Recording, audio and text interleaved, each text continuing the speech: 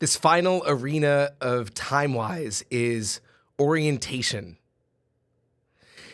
Orientation is where we take agency over the trajectory of our own becoming. For a long time in my life, I wrestled with this question of what is my real contribution? Almost like I imagined that I wanted to come up with what is kind of the masterpiece that I want to create? What is that thing that I want to be my export? What is the gift I can go and share with the world, whatever that might be? And upon reflection, what I realized was that whatever that is, whatever the creative exports in my life might be, they're actually just downstream of the real masterpiece that I'm invited to create or co-create with the process of life. And that's who I become. Who I become is ultimately the real masterpiece that I'm invited to engage. When you think about time is really a canvas for our lives. Everything in our life happens in and through time. And each day, we're putting another little brushstroke on the page, on the canvas. And at the end of our lives, we look and what we did with our time is effectively what we did with our life. And in orientation, we reclaim that sense of agency and move into making choices around the trajectory upon which we're going to take our life. Machines cannot do this, but we can. And so the real invitation of orientation is around the question of who is it that you're going to become? Now, this question is not an arbitrary question.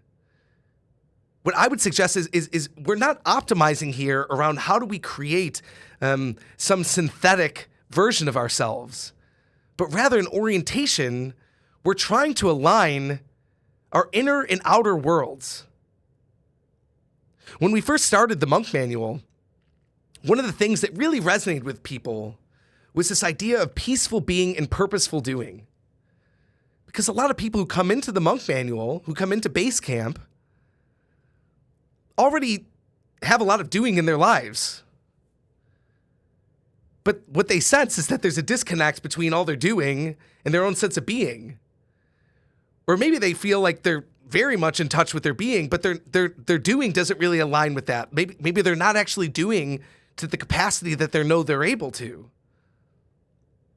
Now, this process of orientation is about bringing into alignment our inner life, our inner desires, what's taking place within us, what wants to become, with our outer life, with our doing. Our being and doing are not in counterposition to each other. They're actually just two sides of our experience as human beings. And so you really can't reach true purposeful doing without peaceful being. And you also can't reach true peaceful being without purposeful doing.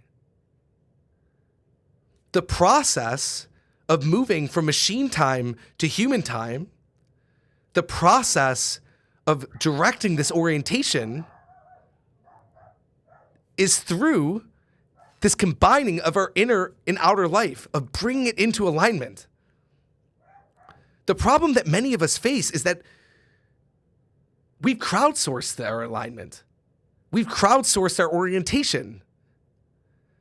We're not actually effectively directing our lives or our orientation in any real meaningful way. So what happens as a result? We drift. the currents of life, the currents of other people's preferences, the currents of just the sheer velocity and speed and throughput takes us off course.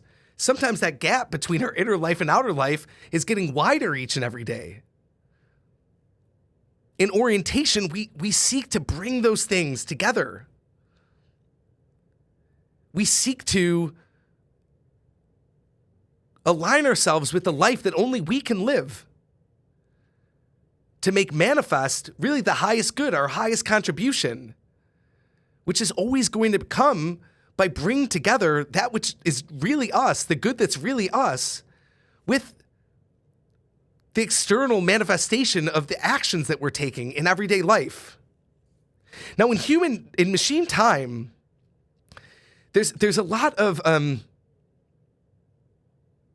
baggage that we acquire that makes it difficult for us to access this orientation. For some of us, it might even feel wrong.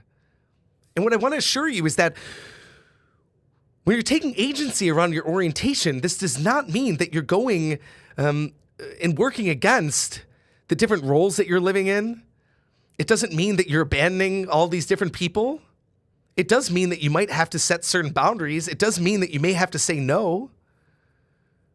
But when you bring together your inner life and your outer life, and they come into a cohesive sense of harmony, that then increases your own personal potency.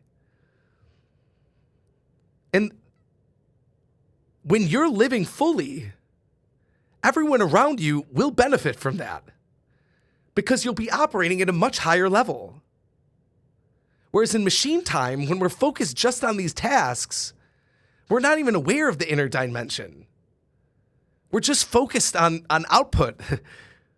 We see the problems that occur or these difficulties that we run up against, these struggles, not as features on our path to becoming, but rather defects. When in fact, it's often these moments of struggle, of difficulty, that create the deeper roots, that strengthen our trunk, that enable us to come back to health in one way or another. In machine time, we're not even connected to our inner life because machines don't have an inner life. So if we're following that model, there's nothing really there to connect to. And because there's nothing there to connect to, our lives are shaped by a default mode, by programming from our parents, by programming from our education systems, by programming from our workplaces. We're following all these different points of input, but not listening to the most important part of input, which is what's really taking place for us, what our actual experience of life is, where we're aligned, where we're not aligned, where we're in balance, where we're out of balance. In our orientation, we're bringing ourselves into this place of alignment so that we can really achieve this sense of peaceful being and purposeful doing.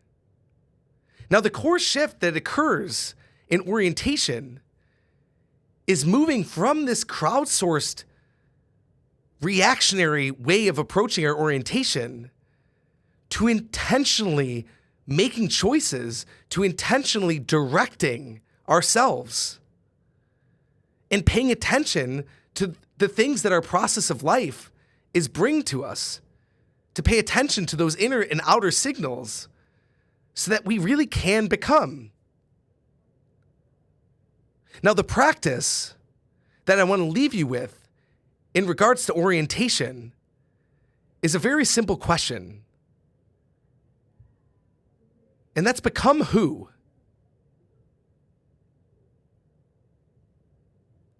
You're in base camp right now for a particular reason. Whatever brought you here.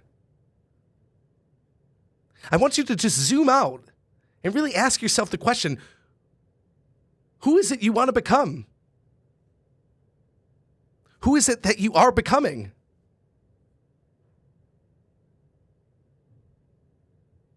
What does it look like for you to actually become that which maybe you already are, but maybe you just haven't lived into that potential yet?